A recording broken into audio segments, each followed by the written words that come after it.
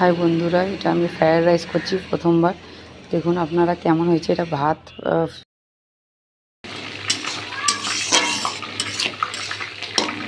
Beans গাজর এটা ভাজা হচ্ছে বন্ধুরা। এখানে আলু ছাড়ছি, এটা আলু ভাজা দেখাচ্ছি আপনাদের।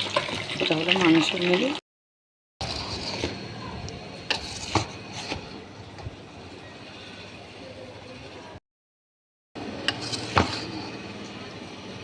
সুন্দর লাগছে তো সব কিছুই।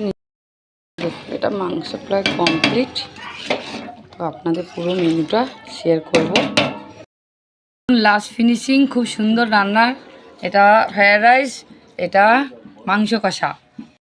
মিষ্টি দেখুন খাচ্ছে খুব মজা করে। বল